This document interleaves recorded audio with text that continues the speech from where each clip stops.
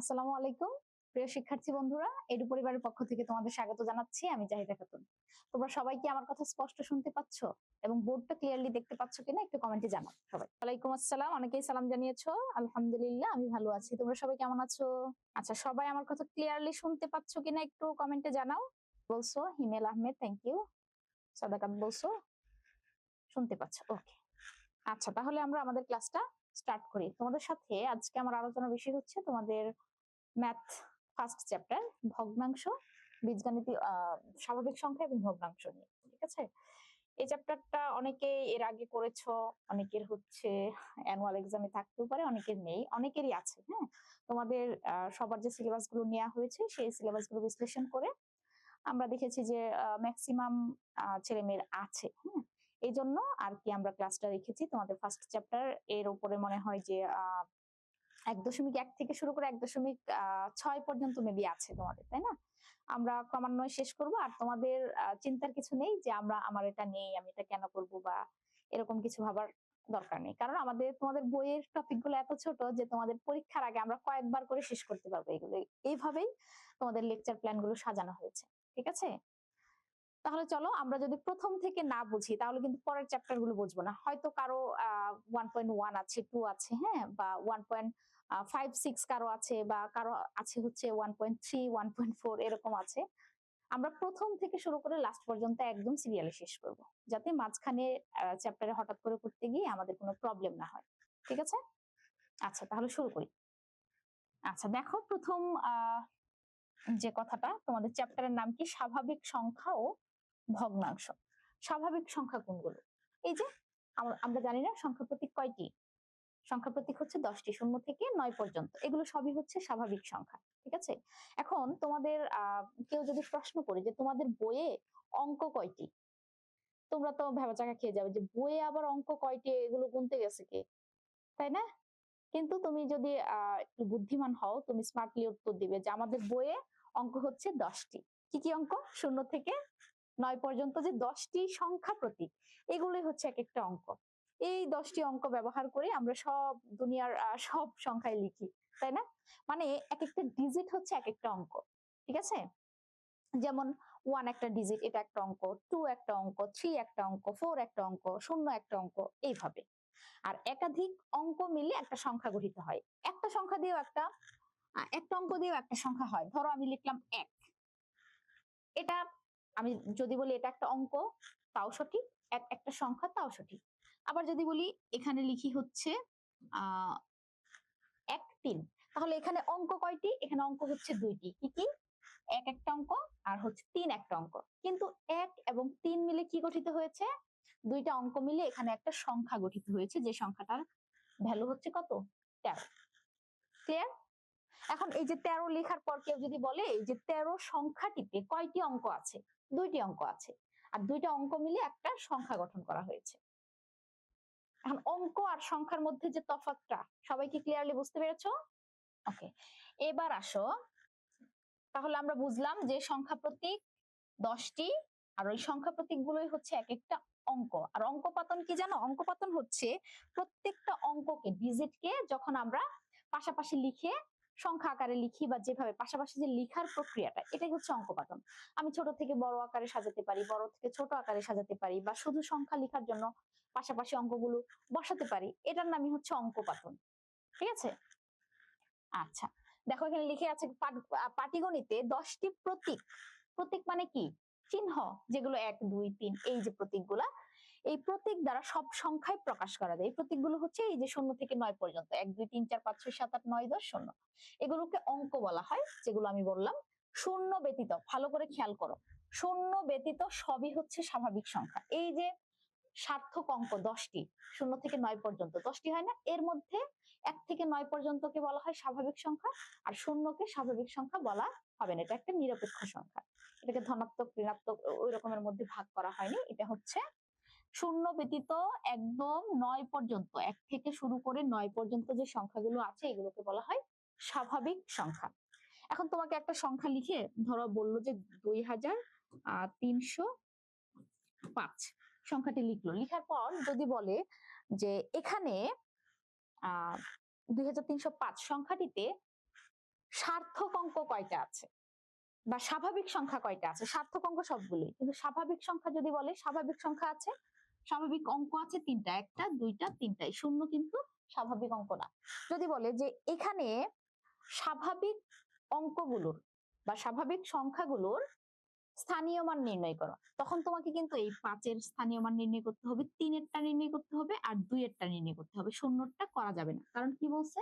স্বাভাবিক সংখ্যার স্থানীয় মান নির্ণয় করতে বলছে। এই জন্য শূন্য ছাড়া বাকিগুলোর স্থানীয় মানটা তোমাকে দেখিয়ে দিতে হবে। বুঝতে পেরেছ? ওকে, তোমাদের কমেন্ট গুলো দেখে আসি। এই পর্যন্ত কারো কোনো প্রবলেম না থাকলে আমরা পরের স্টেপে যাব। আচ্ছা, অনেকেরই নেই, তাই না?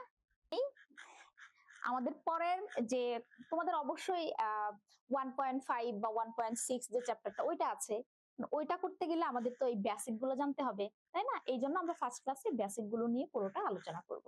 ঠিক আছে, কোনো সমস্যা নেই, শিখে রাখো। হ্যাঁ, জ্ঞান অর্জনের কোনো শেষ নেই, ঠিক আছে? ওকে,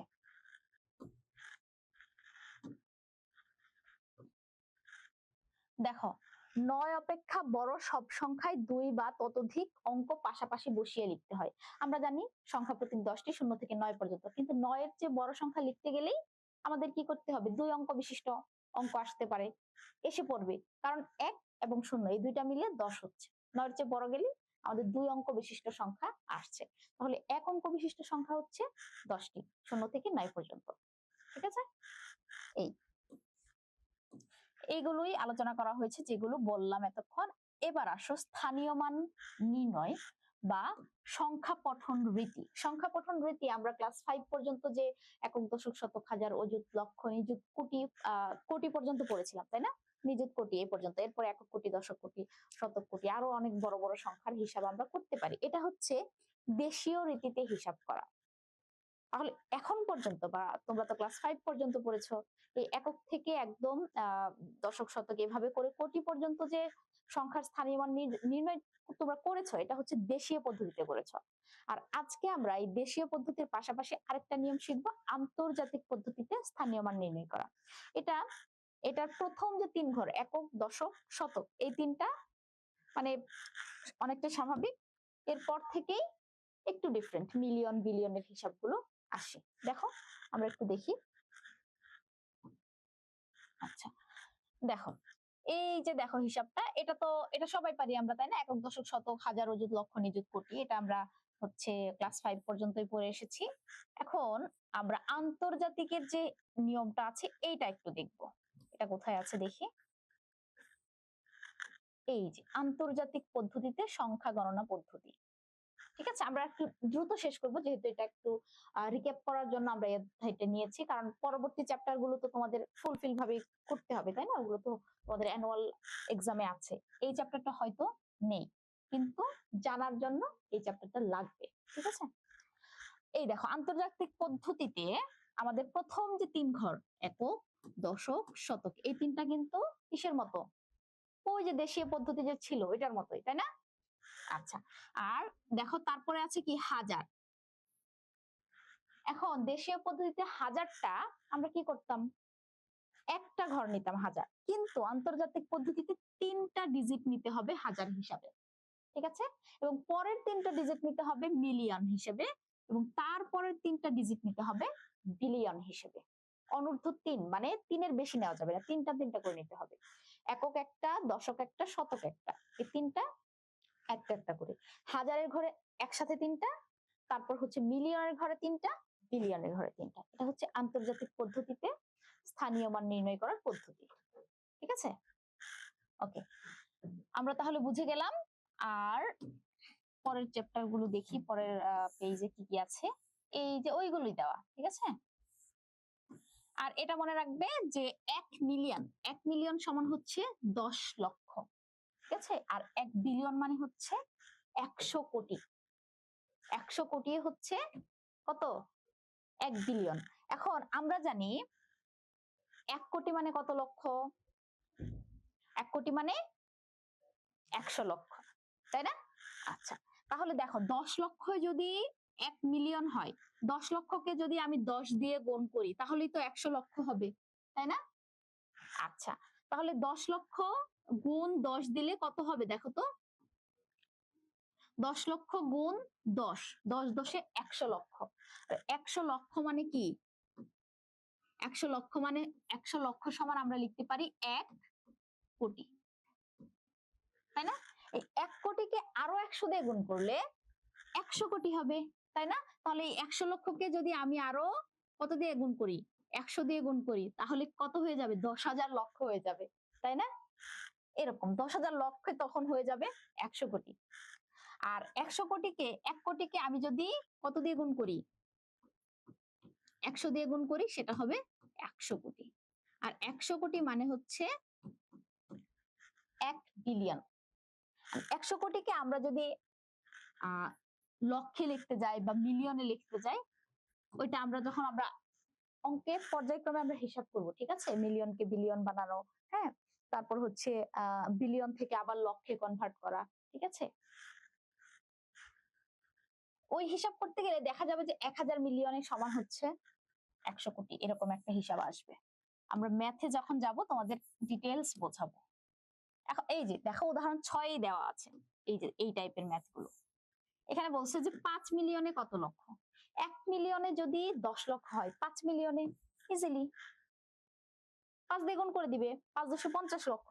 আবার বলছে দেখো 500 কোটিতে কত বিলিয়ন? এখন 100 কোটিতে যদি 1 বিলিয়ন হয়, 500 কোটিতে 5 বিলিয়ন, ভাগ করে দিব, তাই না? ওকে, এগুলো দেখলেই পারবে তোমরা, এগুলো একদম ইজি। এগুলো এমসিকিউ টাইপের ম্যাথ বেশি আসে, আর সৃজনশীল আসলে এগুলো হচ্ছে তোমাদের যে ক নাম্বারে 2 নাম্বারের জন্য যে বরাদ্দ থাকে ওই টাইপের ম্যাথে এগুলো বেশি আসে, ঠিক আছে? সবচেয়ে বেশি আসে হচ্ছে তোমাদের সৃজনশীল প্রশ্নে এই কতগুলো অঙ্ক দেওয়া থাকবে, ওইখান থেকে বলবে যে ওই অঙ্কগুলো দ্বারা 5 অঙ্কের গঠিত বৃহত্তম সংখ্যা কত, ক্ষুদ্রতম সংখ্যা কত, বৃহত্তম এবং ক্ষুদ্রতম সংখ্যার পার্থক্য কত, এই টাইপের ম্যাথগুলো বেশি আসে। আর স্থানীয় মান করতে বললে বলবে যে একটা সংখ্যা দিয়ে দিবে যে এই সংখ্যার স্বাভাবিক অঙ্কগুলোর স্থানীয় মান কত, বা একটা সংখ্যা বললো যে এখানে শূন্যের স্থানীয় মান কত, এইভাবে। মানে আমরা সৃজনশীল প্র্যাকটিস করব, ঠিক আছে? আগে সবগুলো নিয়ম থেকে 1-2টা করে অঙ্ক আমরা মাথায় নিয়ে নিই। আচ্ছা, তার আগে অঙ্ক শুরু করার আগে তোমাদের কমেন্ট গুলো দেখে নিই, দেখি কে কি বললে। ফাতিহা নূর কি বলছো? 1.5, 1.5 কি?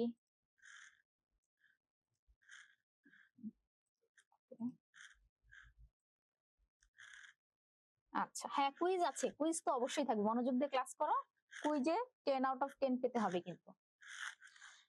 দেখো এখানে কি বলছে যে নিচের সংখ্যাগুলো অঙ্কে লিখো, একদম একদম ছোট বাচ্চাদের, তোমরা ছোটই কিন্তু আরো ছোটদের। দেখো 20,070, তোমরা পারবে না? 20,070। তাহলে আমরা যদি স্থানীয় মান করি, দেখো একক, দশক, শতক, হাজার, অযুত, এই অযুত পর্যন্ত আমরা জানি যে স্থানীয় মানের ক্ষেত্রে হাজার আর অযুত মিলে কিন্তু হাজার গণনা করা হয়, তাই না? হাজারের ঘরে যখন 2 অঙ্ক এসে যায় তখনই কিন্তু অযুতের হিসাবটা আসে, তাই না? এখন কি বলছে? 20,000, হাজারের ঘরে 2 সংখ্যা মানে 20, তাহলে হাজার আর অযুত পর্যন্ত নিতে হবে। তাহলে দেখো তো একক, দশক, শতক, হাজার, অযুত, হাজার আর অযুত মিলে হবে 20, ঠিক আছে? 20,000 কত বলছে? 70, 70 মানে কি? 7 10 70, এই যে 70, তাহলে মাঝখানেরটা শূন্য। দেখো একক, দশক, শতক, হাজার, অযুত, এই হাজার আর অযুত মিলে কিন্তু হাজার গণনা করা হয়, তাই না? তাহলে এটা হবে কি? 20,000, এটা হলো 20,000, আর এখানে কিছুই না, আর লাস্টে কি? 70, সংখ্যাটা হচ্ছে এরকম। কি হলো? 20-এর, আচ্ছা 2 এর পর 2টা শূন্য, লাস্টে হচ্ছে 70, এরকম। মানে তোমরা যদি মানে একবারে লিখতে যদি কষ্ট হয়, এভাবে একক দশক করে করে মনে করে লিখবে, একদম নির্ভুল হবে, কোনোভাবেই ভুল হবে না, ঠিক আছে? একটু সময় নিয়ে বুঝে বুঝে লিখে তাও ভালো। যদি তাড়াহুড়া করতে গিয়ে বেশি পারে এটা করতে গিয়ে যদি ভুল হয়ে যায় তাহলে তো মুশকিল, ঠিক আছে? বেশি ইজি জিনিসই দেখবে যে বেশি কনফিডেন্টের কারণে ভুল হয়ে যায়। দেখো 30,008, 55,400, এগুলো তোমরা পারবে। দেখো তো এই 1 নাম্বারের যে যতগুলো আছে ঝ পর্যন্ত, এইগুলোর মধ্যে কারো কোনো প্রবলেম আছে কিনা যে এই অঙ্কটা আমি পারবো না মনে হচ্ছে, এটা একটু করে দেন। হ্যাঁ, তাহলে আমি করব, না হলে আমরা এটা স্কিপ করব, যেহেতু বেশি ইজি। বলো তো কার কোনটাতে প্রবলেম আছে? প্রবলেম কে বলছো এটা? সুস্কি না কি নাম তোমার, উচ্চারণ করতে পারছি না, করানো লাগবে না। মাই, মাই এটা কে? এম ওয়াই মাই। ঝ নাম্বারটা, আচ্ছা ঝ নাম্বারটা দেখাই। একাধিক জনে বলছো যে ঝ নাম্বারটা প্রবলেম। ওকে, দেখো ঝ নাম্বার কি বলছে, খেয়াল করো ঝ নাম্বার ম্যাপটা। এই যে ঝ নাম্বার 50,301,538,000।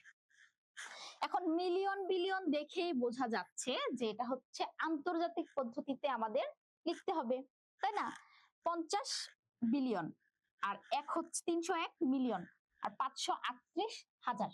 ঠিক আছে, এখন আন্তর্জাতিক পদ্ধতি ধরো আমি এখানে যদি ফোঁটা বসাই, আন্তর্জাতিক পদ্ধতিতে একক, দশক, তারাও একটু কালো রঙের নেই, তোমাদের জন্য ইজি হবে দেখতে। আচ্ছা দেখা যাচ্ছে তো নাকি? ধরো লিখলাম একক, দশক, শতক, হাজার। হাজারের ঘরে দেখো আন্তর্জাতিক পদ্ধতিতে হাজারের ঘরে 3 ঘর রাখতে হবে কিন্তু, তাই না? তারপর কি আছে মিলিয়ন, মিলিয়নের ঘরেও 3 অঙ্ক বিশিষ্ট রাখতে হবে এবং বিলিয়নের ঘরেও 3 অঙ্ক রাখতে হবে। এটাই তো নিয়ম আন্তর্জাতিক পদ্ধতিতে লেখার। ওকে, এখন দেখো কি বলছে 50 বিলিয়ন। এখন 50 লিখতে গেলে আমাদের কি করতে হবে? বিলিয়নের ঘরে 50, 3 ঘরের মধ্যে 50 যদি লিখতে যাই, এই যে বিলিয়নের ঘরে 50। দেখো একক, দশক, শতক এটা কি হাজার, হাজারের ঘরে 3 ঘর লিখতে হবে, 3টা অঙ্ক লিখতে হবে। তারপর মিলিয়ন, মিলিয়নের ঘরেও কিন্তু 3টা অঙ্ক রাখতে হবে। এরপর লাস্টে হচ্ছে বিলিয়ন, বিলিয়নের ঘরে কত বিলিয়ন বলছে? 50 বিলিয়ন। তাহলে লাস্টে এটা শূন্য দিলেও মানে বাম পাশে শূন্য কোনো দাম নেই, তাই না? 3 ঘর যে লিখতে হবে এরকম না, 3 ঘর যদি আমরা লিখিও তাহলে শূন্য দিয়ে লিখতে হবে। ঠিক আছে, ওকে। এরপর বলছে কত দেখো 301 মিলিয়ন। 301 মিলিয়ন, মিলিয়নের ঘরে লিখতে হবে 301, 3 ঘর হয়ে গেছে। এরপর বলছে 538,000, হাজারের ঘরে আমরা 3 ঘর রেখেছি না, এই যে 538,000। আর লাস্টে কিছু নেই মানে এগুলো কি হবে? জিরো হবে। তাহলে আমাদের সংখ্যাটা কি দাঁড়ালো? এই দেখো সংখ্যাটা দাঁড়ালো এরকম 50, তারপর হচ্ছে 301,538, এরপর হচ্ছে 3টা শূন্য। ঠিক আছে, কত হলো? 50,301,538,000। ওকে, এবার আসো কমা দেওয়ার নিয়ম কি তোমরা জানো? এই যে এত বড় একটা সংখ্যা লিখলাম, এখানে কমা বসানোর নিয়ম কি? দেশীয় পদ্ধতিতে হচ্ছে প্রথমে 3 ঘর পরে তারপর 2 ঘর পর পর কমা। ঠিক আছে, আর আন্তর্জাতিক পদ্ধতিতে যদি 3 ঘর পর পর দিবে। ওকে, তাহলে 1 নাম্বারের প্রবলেম সলভ। এবার আসো 2 নাম্বার ম্যাথে। 2 নাম্বার দেখি কি করা যায়।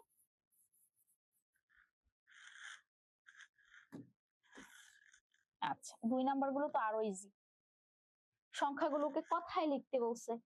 এখন কি হচ্ছে দেখো তো, একক, দশক, শতক, হাজার, অযুত। তার মানে কি হাজার আর অযুত মিলে আমরা হাজার করব। এখানে কি 1 নাম্বারটা 45,789। আমি আশা করি এগুলোর মধ্যে কারো কোনো প্রবলেম থাকবে না। তারপরেও যদি বলো যে 2 নাম্বারের এই ম্যাথটা আমাকে করে দেন, তাহলে আমি করে দিব। বলতো কারো কোনো প্রবলেম আছে কিনা? না হলে আমরা পরের স্টেপে যাব। আর 2-3টা ম্যাথ আছে, তাহলেই শেষ এই চ্যাপ্টার। ঠিক আছে, আমরা তারপর পরের চ্যাপ্টার নিয়ে আজকে আলোচনা করব এবং নেক্সট ডেট থেকে হচ্ছে তোমাদের অ্যানুয়াল এক্সামে ম্যাক্সিমামের যার যেটা আছে ওইগুলো নিয়ে আলোচনা করব এভাবে। ঠিক আছে, কাউকে ঠকাবো না। দেখো তো 2 নম্বরের কারো কোনো প্রবলেম আছে কিনা? ও মাই, তোমার নাম হচ্ছে আরোয়া। আচ্ছা আচ্ছা, আরোয়া তোমার নাম এম ওয়াই লিখেছে কেন? তোমার নাম লিখো। ও সাসকে তোমার নাম। ওকে, আচ্ছা তাহলে 2 নম্বরে কারো কোনো প্রবলেম নেই। এবার আসো 3 নাম্বারটাই। 3 নাম্বার বলছে দেখো নিচের সংখ্যাগুলোতে যে সার্থক অঙ্ক আছে তাদের স্থানীয় মান নির্ণয় করো। স্থানীয় মান তো আরো ইজি। স্থানীয় মান কিভাবে নির্ণয় করে? ধরো এখানে যে এই সংখ্যাটা আছে, ধরো ঘ নাম্বারটাই আছে, হ্যাঁ, এই সংখ্যাটা স্থানীয় মান আমরা কিভাবে নির্ণয় করব? কি আছে দেখো 70,809। ধরো আমি যদি লিখি 70,000, আচ্ছা দেখা যাচ্ছে, দাঁড়াও এটা সাদা পেন।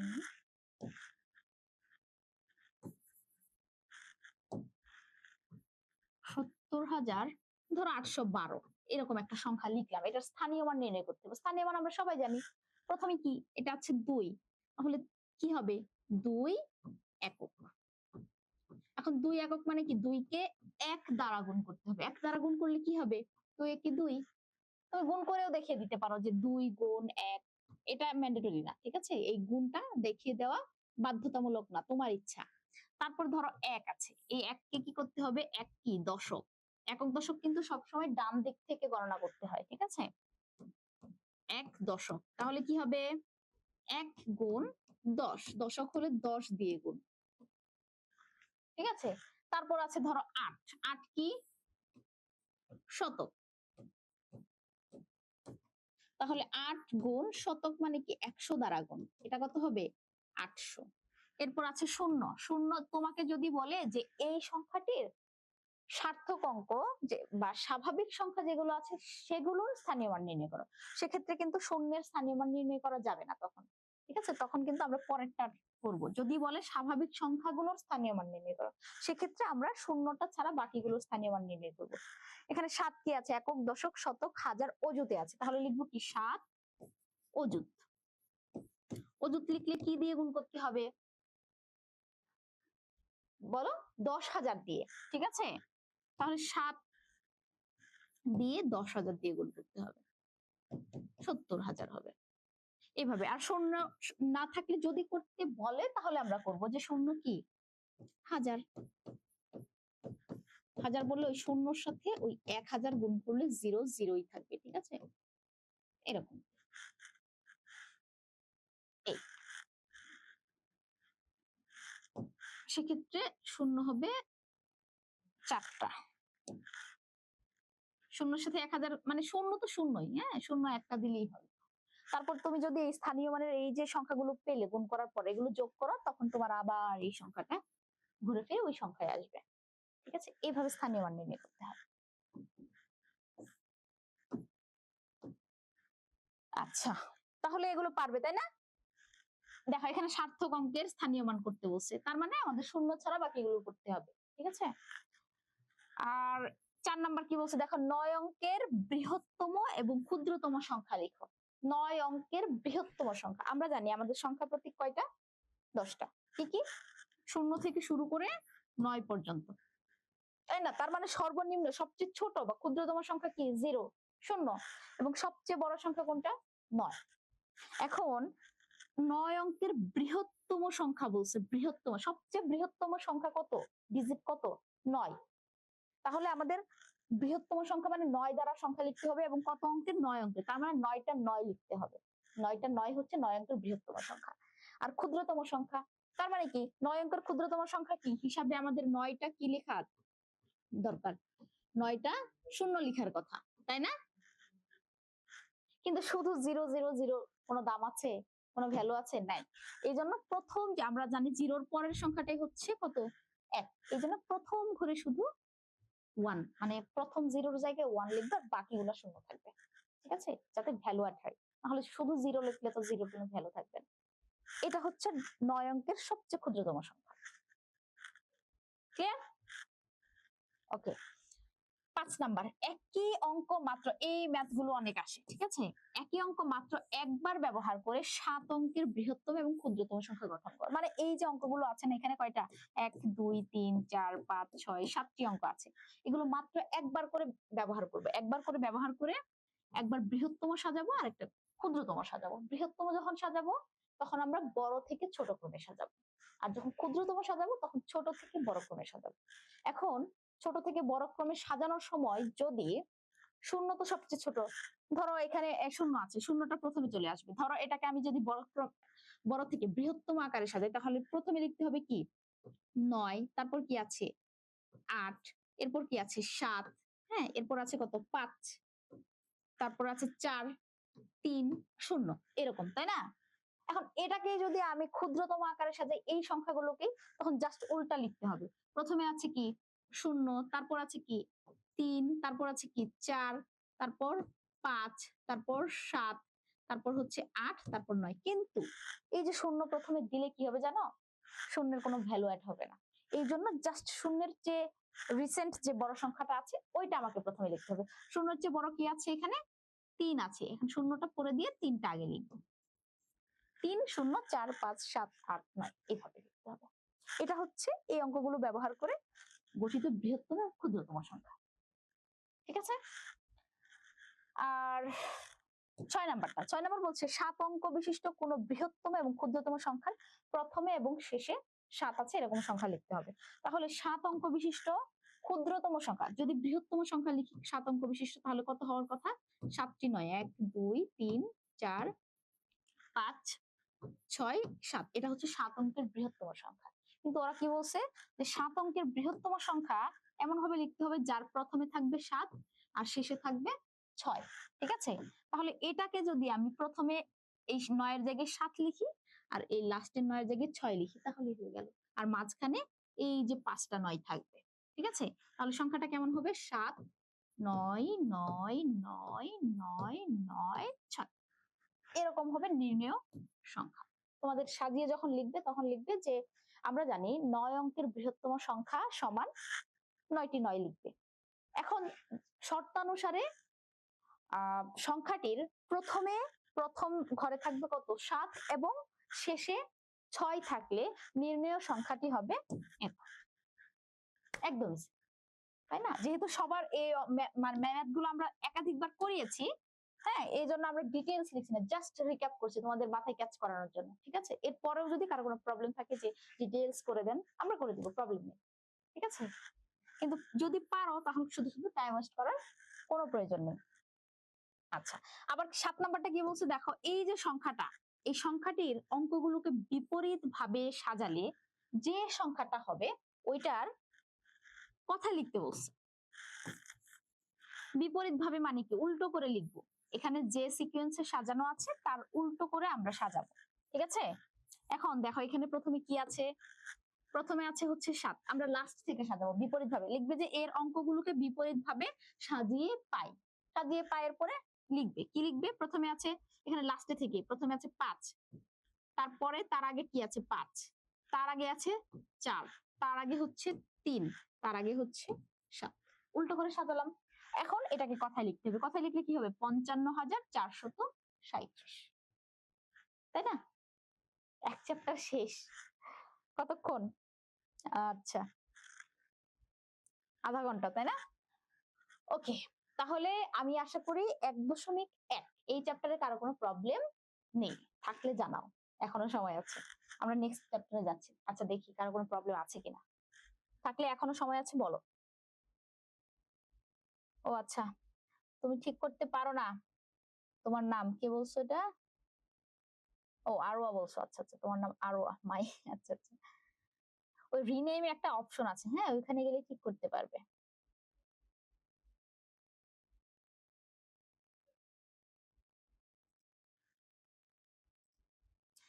তোমাদের এই চ্যাপ্টার থেকে, হ্যাঁ, কুইজ আছে, আজকে কুইজ আছে। এই চ্যাপ্টার থেকে তোমাদের হচ্ছে এমসিকিউ বেশি আসবে। ওকে, ঠিক আছে, তাহলে আমরা নেক্সট চ্যাপ্টারে যাই। নেক্সট চ্যাপ্টারটা হচ্ছে তোমাদের মৌলিক এবং যৌগিক সংখ্যা। আচ্ছা, মৌলিক আর যৌগিক সংখ্যা এগুলো কি বোঝো তোমরা? আচ্ছা, মৌলিক সংখ্যা কোনগুলো জানো? যে সংখ্যার যে সংখ্যার কথা আমি বলবো ওই সংখ্যা এবং এক ছাড়া অন্য কোনো গুণনীয়ক নেই। গুণনীয়ক মানে হচ্ছে যে সংখ্যার কথা বলা হবে ওই সংখ্যাকে এক, এবং ওই যে সংখ্যার কথা বললাম ওই নিজস্ব সংখ্যা, ওই সংখ্যাকে এক এবং ওই সংখ্যা ছাড়া আর অন্য কোনো সংখ্যা দ্বারা যদি ভাগ না করা যায় সেটা হচ্ছে মৌলিক সংখ্যা। যেমন হচ্ছে 3, দেখো তো 3কে কি অন্য কোনো সংখ্যার নামাতা দিয়ে 3 মেলানো যায়? 3 একে 3, এটা ছাড়া। মানে 3 আর 1 গুণ করলে শুধু 3 হবে, তাই না? তার মানে 3 এর গুণনীয়ক কিন্তু ওই দুইটা সংখ্যা, 3 নিজে আর 1। আর যে সংখ্যার কথা বলবো সেই সংখ্যা নিজে এবং 1, এই দুইটা ছাড়া আর যদি কোনো গুণনীয়ক না থাকে, গুণনীয়ক মানে উৎপাদক, ঠিক আছে, মানে যে সংখ্যা দিয়ে ওই সংখ্যাকে ভাগ করা যাবে এরকম সংখ্যা যদি না থাকে সেটাকেই বলা হয় মৌলিক সংখ্যা। 1 থেকে 10 পর্যন্ত মৌলিক সংখ্যা আছে 4টি। কি কি? 1 থেকে 10 পর্যন্ত, ঠিক আছে। ধরো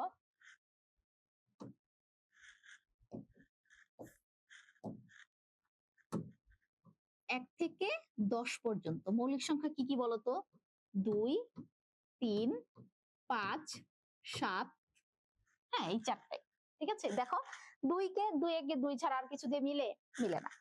3 3 একে 3, 5 5 একে 5, 7 একে 7, এইগুলো। কিন্তু 9 কিন্তু বেজোড় সংখ্যা হলেও 3 তিরিকে 9 আছে, মানে 9 এর গুণনীয়ক 1, 9 ছাড়াও আরো আছে 3, 3 দিয়ে 9টা মিলে। ঠিক আছে, আবার 1 থেকে ধরো 10 থেকে শুরু করে 20 পর্যন্ত মৌলিক সংখ্যা আছে আরো 4টি। কয়টি? 4টি। এখানেও 4টি, এখানেও 4টি। 10 থেকে 20 পর্যন্ত কি কি আছে দেখো, 11 আছে, 13 আছে, 15 না, 15 3 5 15 মিলে, ঠিক আছে, 17 আছে, 19 আছে। ঠিক আছে, এইভাবে আমাদের কিন্তু মৌলিক সংখ্যাগুলো মনে রাখতে হবে। তোমাদের 1 থেকে 100 পর্যন্ত মৌলিক সংখ্যা সহজেই মনে রাখার একটা টেকনিক হচ্ছে কি জানো, যে সংখ্যাটা মনে রাখবে 44, 22, 322, 321।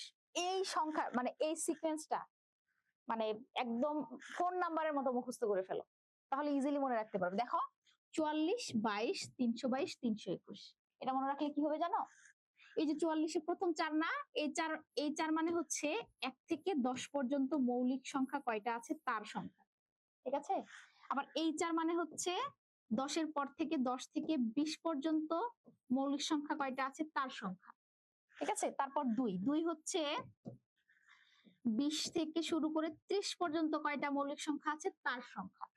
পরের 2 হচ্ছে 30 এর পরে কি 30 থেকে 40 পর্যন্ত মৌলিক সংখ্যা কয়টা আছে তার সংখ্যা। ঠিক আছে, তারপর কি 3 হচ্ছে 40 এর পরে কত 50, 40 থেকে শুরু করে 50 পর্যন্ত যতগুলো মৌলিক সংখ্যা আছে তার সংখ্যা। এভাবে আমরা কিন্তু বের করতে পারবো। ঠিক আছে, দেখো তুমি যদি হিসাব করো যে আমি কি লিখছি, এই যে প্রথম যে 2টা, এটা হচ্ছে 20 থেকে শুরু করে 30 পর্যন্ত 2টা মৌলিক সংখ্যা। কি কি দেখো, 20 থেকে শুরু করে কি কি মৌলিক সংখ্যা আছে, 21 কিন্তু মৌলিক সংখ্যা না, কারণ 3 7 21 মিলে, 21 একে 21, 3 7 21 মিলে, তাহলে 23 আছে, 24 হবে না, 25 হবে না, 26 27 হবে না, কারণ 3 9 27 মিলে 29 আছে। এই দুইটাই কিন্তু, তার মানে কি তোমাকে যদি এমসিকিউ আসে তোমার যে 20 থেকে 30 পর্যন্ত কয়টি মৌলিক সংখ্যা আসে, কয়টা আসে, আমরা যে গণলাম 2টা আসে, তাই না, হিসাব করে দেখলাম যে 2টা। তাহলে এভাবে যদি হঠাৎ করে প্রশ্ন করে যে 80 থেকে 90 পর্যন্ত কয়টা মৌলিক সংখ্যা আছে, 80 থেকে 90 এর ঘর কোনটা, এটা 10 পর্যন্ত, এটা 20, 30, 40, 50, 60, 70, 80 পর্যন্ত, আর এটা হচ্ছে 80 থেকে 90, তাই না, তাহলে 2টা আছে 80 থেকে 90 এর মধ্যে। এভাবে, বা 90 থেকে 100 এর মধ্যে কয়টা আছে, 90 থেকে 100 এর মধ্যে আছে কয়টা, একটা। এভাবে কিন্তু মৌলিক সংখ্যাগুলোর হিসাব আমরা ঝটপট করে ফেলতে পারবো। আবার যদি বলে যে হচ্ছে 30 থেকে 50 পর্যন্ত কয়টা, তাহলে এটা হচ্ছে 10 পর্যন্ত, এটা 20 পর্যন্ত, এটা 30 পর্যন্ত, কিন্তু 30 থেকে 40 মানে এটা 2টা, আবার 40 থেকে 50 এটা, তার মানে কি 2টা আর 3টা কয়টা হলো 5টা। এভাবে আমরা গুনে গুনে হিসাব করতে পারবো। জাস্ট কিভাবে লিখবো, জাস্ট এটা লিখে ফেলবো যে 44, 22, 322, 321। যখন বলবে যে 40 থেকে 70 পর্যন্ত কয়টা, এটা হচ্ছে 10 থেকে 1 থেকে 10, 10 থেকে 20, 20 থেকে 30, 30 থেকে 40, এটা হচ্ছে 40 থেকে 50, কারণ 40 থেকে এখানে শুরু হয়েছে, 40 থেকে 50, আবার এটা 50 থেকে 60, 60 থেকে 70, তার মানে এই 3টা, 2 2 4 আর 3 7, এইভাবে। ঠিক আছে, আমরা ইজিলি হিসাব করতে পারবো, তাই না। এটা কি তোমরা আগে জানতে যে এভাবে মৌলিক সংখ্যার হিসাব খুব দ্রুত করা যায়? এটা ম্যাক্সিমাম সবাই জানে, ঠিক আছে, এটা কারো থেকে কপি করতে হয় না। এগুলো হচ্ছে আমরা যে জব ম্যাথ গুলো পড়ি, ওইখানে অনেক অনেক অনেক অনেক মজা মজার টেকনিক আছে, যে শুধু ওই স্যারই যে পড়ায় তা না। ঠিক আছে, আচ্ছা, অনেকেই নতুন জানলে, অনেকে আগে থেকেই জানতে, নতুন শিখলে অনেকেই, শেখার কোনো শেষ নেই। ঠিক আছে, একজন ছাত্র আরেকজন স্যারের কাছ থেকে শিখবে, এটাই নিয়ম। হ্যাঁ, কিন্তু এটা আসলে কে প্রথমে বের করেছে এটা কেউ জানে না। ঠিক আছে, আমরা আমাদের স্যারের কাছ থেকে শিখেছি, তোমরা আমাদের কাছ থেকে শিখছো, তাই না, সিনিয়রদের কাছ থেকে তো জুনিয়ররা শিখে। ওকে, ওকে, আবার বোঝাবো না। এটা হচ্ছে 1 থেকে 100 পর্যন্ত আমাদের টোটাল মৌলিক সংখ্যা আছে 25টি। ঠিক আছে, এই হিসাবটা সহজে ইজিলি মনে রাখার জন্য আমরা একটা মানে ডিজিটের সিকোয়েন্স মনে রাখবো, সেটা হচ্ছে 44, 22, 322, 321। ঠিক আছে, এখন এই 44 মানে হচ্ছে 1 থেকে 10 পর্যন্ত, 1 থেকে 10 পর্যন্ত, এইটুকু হচ্ছে 1 থেকে 10 পর্যন্ত মৌলিক সংখ্যার ডিজিট বা সংখ্যা, যে 1 থেকে 10 পর্যন্ত কয়টা মৌলিক সংখ্যা আছে, এটা হচ্ছে তার মানে 1 থেকে 10 পর্যন্ত কয়টা মৌলিক সংখ্যা আছে। আর পরের চারটা হচ্ছে 10 থেকে 20 পর্যন্ত কয়টা মৌলিক সংখ্যা আছে তার হিসাব। তাহলে 10 থেকে 20, এই দুই হচ্ছে 20 থেকে 30 পর্যন্ত কয়টা মৌলিক সংখ্যা আছে তার হিসাব। তারপর 30-এর পরে কি 40, এই দুই হচ্ছে 30 থেকে শুরু করে 40 পর্যন্ত কয়টা মৌলিক সংখ্যা আছে তার হিসাব, এভাবে। আর এটা 40 থেকে 50, 50 থেকে 60, 60 থেকে 70, 70 থেকে 80, 80 থেকে 90, 90 থেকে 100, ঠিক আছে? মানে প্রতি 10 ঘর পর পর কয়টা মৌলিক সংখ্যা আছে এটা গুণে বের করার জন্য, ঠিক আছে?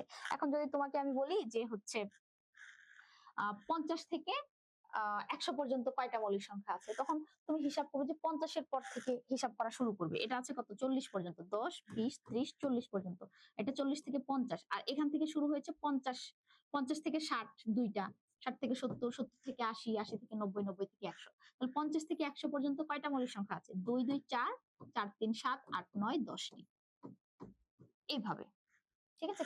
কিন্তু 1 থেকে 100 পর্যন্ত টোটাল 25 টি। তুমি গোনো যে 4, 4, 8, 9, 10, 11, 12, 15, 16, 17, 18, 19, 20, 21, 22, 23, 24, 25, ঠিক আছে? এইভাবে।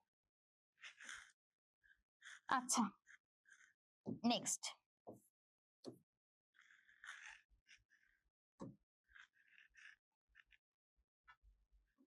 আচ্ছা, মৌলিক সংখ্যা বুঝলাম। আর মৌলিক সংখ্যা ছাড়া যেগুলো আছে ওগুলো যৌগিক সংখ্যা, তাই না? মানে যে সংখ্যাকে 1 এবং ওই সংখ্যা ছাড়া অন্য কোনো সংখ্যা দিয়ে ভাগ করা যায়, বা যার উৎপাদক আরো আছে, গুণনীয়ক আছে, ওই সংখ্যাগুলোকে বলা হয় যৌগিক সংখ্যা। যৌগিক সংখ্যা অসংখ্য আছে, যেগুলো মৌলিক না সেগুলোই হচ্ছে যৌগিক। আর বিভাজ্যতার যে হিসাবগুলো, তার আগে তোমাদের প্রথম যে চ্যাপ্টারটা শেষ করলাম ওইখান থেকে কি ধরনের ম্যাথ আছে এই ম্যাথগুলো একটু দেখিয়ে নিই। হ্যাঁ, কোন ম্যাথগুলো বেশি আসে তোমাদের?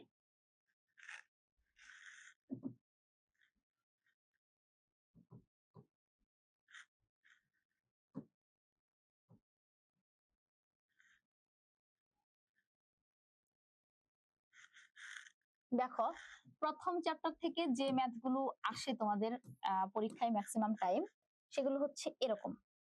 কেমন দেখা যাচ্ছে? দেখো তো। ধরো প্রশ্ন নাম্বার 1 বলছে কয়েকটা সংখ্যা দিয়ে দিচ্ছে, দিয়ে দেওয়ার পরে এখানে বলছে যে অঙ্কগুলো লক্ষ্য করো। কি বলছে? অঙ্কগুলো দ্বারা গঠিত বৃহত্তম সংখ্যাটি লিখো। এখন এখানে বৃহত্তম সংখ্যা লিখতে বলছে, এই অঙ্কগুলো দ্বারা গঠিত বৃহত্তম সংখ্যা কত হবে? তাহলে অঙ্কগুলো কি কি? 5, 6, 0, 7, 8। বৃহত্তম সংখ্যা মানে কি? বড় থেকে ছোট আকারে লিখতে হবে। তাহলে এটা কত হবে দেখি। প্রথমে কি লিখতে হবে? তুমি লিখবে যে প্রথমে অঙ্কগুলো লিখবে, লিখার পর অঙ্কগুলো দ্বারা গঠিত বৃহত্তম সংখ্যাটি লিখোটা লিখবে না, সেই সংখ্যাটি হলো দিয়ে বৃহত্তম মানে বড় থেকে ছোট, ছোট থেকে বড় লিখলে তো তোমাদের কি হয়ে যাবে? সংখ্যাটা ছোট হয়ে যাবে। এই জন্য বড় থেকে ছোট লিখবে। প্রথমে সবচেয়ে বড় আছে কত? 8, এরপর 7, 6, 5, 0। সংখ্যাটা হবে এরকম যে 8, 7, তারপর কি আছে? 6 আছে, 6, 5, লাস্টে আছে কি? আচ্ছা 5 আছে, 5-এর পর আছে 0, এভাবে। এবং কমা বসানোর যে সিস্টেম সেটা হচ্ছে প্রথম 3 ঘর পর, তারপর 2 ঘর পর পর কমা, লাস্টে কমা দেওয়ার দরকার, ঠিক আছে? এইভাবে। এরপর বলছে যে অঙ্কগুলো দ্বারা গঠিত বৃহত্তম এবং ক্ষুদ্রতম সংখ্যার পার্থক্য নির্ণয় করো। তাহলে তুমি প্রথমে খ নাম্বার দিয়ে কি লিখবে? খ নাম্বার দিয়ে লিখবে যে অঙ্কগুলো দ্বারা গঠিত বৃহত্তম সংখ্যা, জাস্ট বোঝানোর জন্য, হ্যাঁ, অঙ্কগুলো দ্বারা গঠিত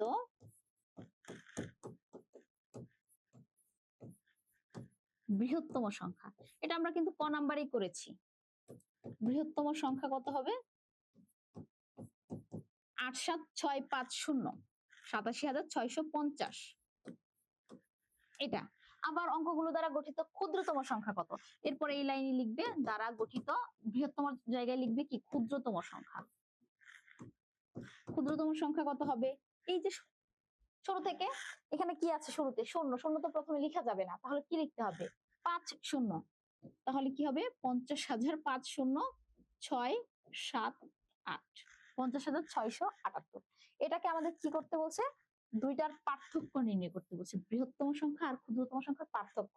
পার্থক্য মানে কি? বিয়োগফল, ডিফারেন্স চাইছে, তাই না? তখন আমরা কি লিখবো? এই দুইটা বিয়োগ করে যে রেজাল্টটা আসবে, অতএব বৃহত্তম ও ক্ষুদ্রতম সংখ্যার পার্থক্য সমান দুইটার বিয়োগফল। পারবো না?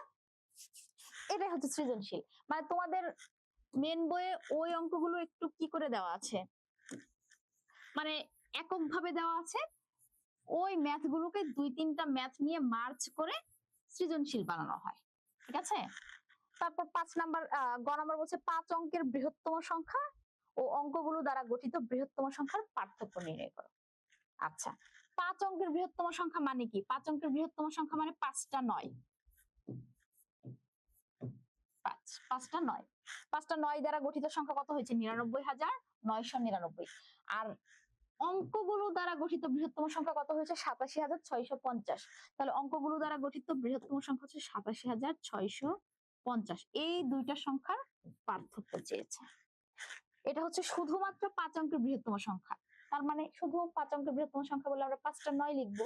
আর অঙ্কগুলো যে উপরে দেওয়া আছে, এই অঙ্কগুলো দ্বারা গঠিত বৃহত্তম সংখ্যা হচ্ছে এত, আমরা একটু আগেই লিখেছিলাম। ওই দুইটা সংখ্যার পার্থক্য চেয়েছে, মানে বিয়োগফল। ঠিক আছে? এই এরপর আসো নেক্সট দেখি আরেকটা সৃজনশীল। আচ্ছা, তোমাদের কুইজ দিয়ে দিচ্ছি, কুইজের সময় হয়ে গেছে প্রায়। জাস্ট দুইটা হোমওয়ার্ক দিয়ে কুইজ গুলো দিয়ে দিব। নেক্সট ক্লাসে হচ্ছে আমরা বাকি ম্যাথ গুলো কমপ্লিট করার চেষ্টা করব, যে বাকি 1.2, 3, 4 যাই আছে। আচ্ছা, 2 নাম্বার অঙ্কটা একটু দেখো। এখানে বলছে যে 5, 9, 0, 2, 4 এই অঙ্কগুলো দেওয়া আছে। এখানে বলছে অঙ্কগুলো বিপরীত ক্রমে সাজিয়ে প্রাপ্ত সংখ্যা আন্তর্জাতিক রীতিতে কথায় লিখো। আন্তর্জাতিক রীতিতে বোঝায় একক, দশক, শতক, হাজার, তারপর কি মিলিয়ন, বিলিয়ন, এভাবে। এখন কিভাবে লিখতে হবে খেয়াল করো। বলছে এই অঙ্কগুলো যেগুলো দেওয়া আছে এগুলোকে বিপরীত ক্রমে সাজাতে হবে। তাহলে বিপরীত ক্রমে সাজালে কি হবে? প্রথমে 5 আছে, এখানে লাস্টে কত? 4। বিপরীত ক্রমে সাজালে প্রথমে হবে 4, এরপর আছে কি 2, উল্টো করে, তারপর 0, তারপর আছে 9, লাস্টে লিখতে হবে 5। বিপরীত ক্রমে সাজানোর পর যে সংখ্যাটা হলো, এটা আন্তর্জাতিক পদ্ধতিতে কি হবে? দেখো তো, আন্তর্জাতিক পদ্ধতি মানে কি? একক, দশক, শতক, তারপরে কি হাজার। তাহলে 42,095, তাই না? এই ক নম্বর বলছে যে অঙ্কগুলো একবার মাত্র ব্যবহার করে বৃহত্তম আর ক্ষুদ্রতম সংখ্যার যোগফলটা দেশীয় পদ্ধতিতে কথায় লেখা। তাহলে আমরা অঙ্কগুলোকে ব্যবহার করে বৃহত্তম সংখ্যা যদি লিখি, তাহলে বৃহত্তম মানে কি? বড় থেকে ছোট। বৃহত্তম লিখলে, এই যে বৃহত্তমটা লিখলে কেমন হবে? সবচেয়ে বড় 9, দেন কি আছে 5, 4, 2, 0। আর ক্ষুদ্রতম লিখলে প্রথমে 0 লেখা যাবে না, এই জন্য 2, 0, 4, 5, 9 এই দুইটার যোগফল। এই যোগফলকে কি করতে বলছে? দেশীয় পদ্ধতিতে কথায় লিখতে বলছে। আমরা যোগ করি যদি, কত হবে? 9, 5 আর 2 7, 8, 5, এখানে হচ্ছে 11। এই যে কত হলো? 1,15,879। এই সংখ্যাটা জাস্ট তুমি কথায় লিখে দিবে। এই আবার কি বলছে? এই অঙ্কগুলো দ্বারা গঠিত ক্ষুদ্রতম সংখ্যা থেকে সার্থক অঙ্কগুলোর স্থানীয় মান নির্ণয় করো। তাহলে ক্ষুদ্রতম সংখ্যাটা কত হয়েছে? 20,459, তাই না? যে 20,459 গঠিত ক্ষুদ্রতম সংখ্যা। এটার কি করতে বলছে? সার্থক অঙ্কগুলো ভালো করে খেয়াল রাখতে হবে। সার্থক অঙ্ক, সার্থক অঙ্কগুলোর স্থানীয় মান। এর মানে তুমি 9 এর স্থানীয় মান করবে, 5 এর করবে, 4 এর করবে, আর 2 এর করবে। 0 এর স্থানীয় মানটা করবে না। 0 সার্থক অঙ্ক না। ঠিক আছে? আচ্ছা, এরপর হোমওয়ার্ক নাও। এই দুইটা ম্যাথ তো বুঝেছো, তাই না? এই যে দুইটা ম্যাথ এখানে রেখেছি, এই যে দুইটা প্রশ্ন রেখেছি, এই দুইটা একটু স্ক্রিনশট নিয়ে হোমওয়ার্ক করে গ্রুপে সাবমিট করবে সবাই। ঠিক আছে? এরপর বলো যে এই পর্যন্ত কার কোনো প্রবলেম আছে কিনা। না থাকলে আমি কুইজ দিয়ে দিচ্ছি তোমাদের। ঠিক আছে?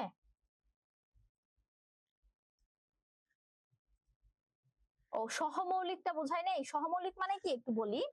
সহমৌলিক হচ্ছে তুমি একটা সংখ্যাকে ভাঙানোর পর যদি 1 ছাড়া আর কোনো গুণনীয়ক মিল না থাকে দুইটার মধ্যে, সেই দুইটা সংখ্যাকে বলা হয় সহমৌলিক সংখ্যা। মানে দুইটাই মৌলিক সংখ্যা, আলাদা, কারোর সাথে কারোর গুণনীয়কের কোনো মিল নেই। এটা হচ্ছে সহমৌলিক সংখ্যা। ঠিক আছে? সহমৌলিক সংখ্যা জোড় বেজোড় যেটাই হোক। ধরো আমি লিখলাম